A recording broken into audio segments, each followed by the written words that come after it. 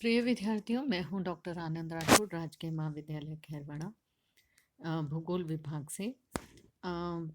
First year के विद्यार्थियों के लिए फर्स्ट पेपर का एक टॉपिक हम डिस्कस कर रहे थे, महाद्वीपों के विस्थापन से संबंधित वैगनर का महाद्वीपीय विस्थापन या प्रवाह सिद्धांत। हमने इस सिद्धांत का इंट्रोडक्शन पार्ट पढ़ा, 2 वीडियो मैं पहले अपलोड कर चुकी हूँ। सिद्धांत क्या बोलता है, इसके सिद्धांत के प्रमाण क्या पाए गए हैं, सिद्धांत में जो महाद्वीपों का प्रवाह बताया गया था उस प्रवाह संबंधी बल कौन कौन से हैं, और फिर है महाद्वीपों का वास्तविक प्रवाह। वास्तविक प्रवाह में हमने पाया कि किस प्रकार से कार्बोनिफेरस युग में ये जो प्रवाह प्रारंभ हुआ था वो महासागर तैतीस सागर बने, और तैतीस सागर के बाद में हिंद क्या अटलांटिक महासागर और प्रशांत महासागरों का निर्माण हुआ। ये कुछ बिंदु मैंने यहाँ पर आपको बता भी रखे हैं कि किस प्रकार से अटलांटिक महासागर का महाद्वीपों के वास्तविक प्रवाह में तैतीस सागर, और उसके बाद में तैतीस सागर पुराना रह गया, वो एग्जिस्ट नहीं करता है, अटलांटिक महासागर और प्रशांत महासागर का निर्माण हुआ। इसके आगे हम बात कर रहे हैं इस प्रवाह से संबंधित।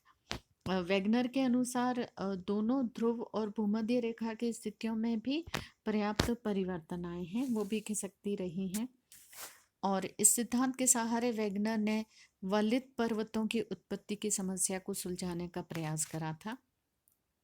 तो हम पाते हैं कि विस्तार से यदि हम अध्ययन करें तो वो बताते हैं कि कौन से पर्वत किस समय बने थे, और उनकी समरूपता के अनुसार ये सिद्ध करने की कोशिश करते हैं कि ये महाद्वीपों के प्रवाह के कारण ऐसा हुआ है। तो ये बता रहे हैं उत्तर दक्षिण अमेरिका के पश्चिम की ओर प्रवाह होने से सीमा परत के द्वारा रुकावटें होने लगी और रॉकीज और एंडीज पर्वत बने। ये कहें उत्तर और दक्षिण अमेरिका के पश्चिमी तटों पर ऐसा संभव हुआ था। यूरेशिया, यूरोप और एशिया को मिलाकर यूरेशिया कहा जाता है।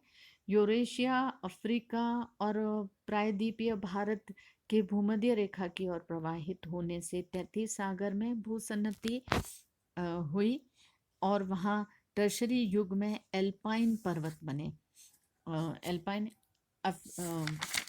यूरोप में अपन एल्पाइन पर्वतों को पाते हैं। तो ये सभी पर्वतों की स्थिति की बात करते हैं। फिर समुद्री द्वीपीय चाप की उत्पत्ति की भी व्याख्या करते हैं। ऐसा महाद्वीपों के प्रवाह के कारण हुआ है। जब ये गति शिथिल हुई, महाद्वीपों के कुछ भाग महाद्वीपीय प्रवाह के साथ नहीं चल पाए और पीछे छूट गए, जैसे शाखालीन। ये हम पाएंगे उत्तरी यूएसएसआर का, जो पूर्व यूएसएसआर है उसका एक हिस्सा है जापान के ऊपर। क्यूराइल, ये जापान के द्वीप हैं, जापान, फिलीपाइंस आदि।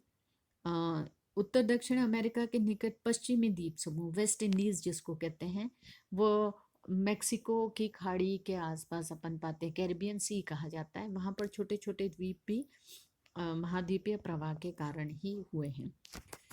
फिर इसका मूल्यांकन आता है। आपको जब ये प्रश्न अगर करने को मिलता है तो मूल्यांकन ज़रूर बताना चाहिए। तो इस उसमें अपन कुछ प्लस पॉइंट और कुछ माइनस पॉइंट की बात करते हैं।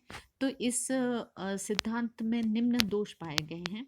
पहला है, वैगनर द्वारा प्रयुक्त बल महाद्वीपों के प्रवाह के लिए अनुपयुक्त है, और अधिक बल चाहिए। ज्वारीय बल से महाद्वीपों के प्रवाह के लिए वर्तमान ज्वारीय बल से करीब 90,000 करोड़ गुना अधिक बल की ज़रूरत होती है। इसमें कई बातें, दूसरा है इसमें कई बातें विरोधाभासी है। जैसे ये कहते हैं कि सियाल और सीमा पर बिना किसी रुकावट के प्रवाह होता है।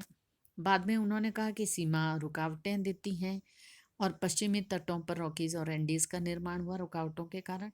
तो ये यहाँ विरोधाभास है, और अंध महासागर के तटों को पूर्णतः नहीं मिलाया जा सकता, ऐसा कहा जाता है।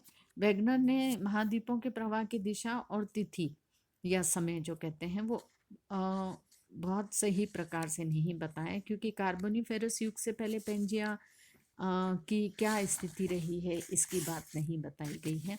तो ये कुछ आलोचनाएं हैं इस सिद्धांत की। ये सब था वेगनर के सिद्धांत के लिए। आप एक पूरा सवाल कर सकते हैं वेगनर के सिद्धांत का, जिसमें मूल्यांकन सहित आप बात करें, वेगनर के महाद्वीपीय प्रवाह सिद्धांत की व्याख्या करें। इम्पॉर्टेंट टॉपिक है। आज बस इतना ही। अब नया टॉपिक डिस्कस करेंगे अपन अगली क्लास में।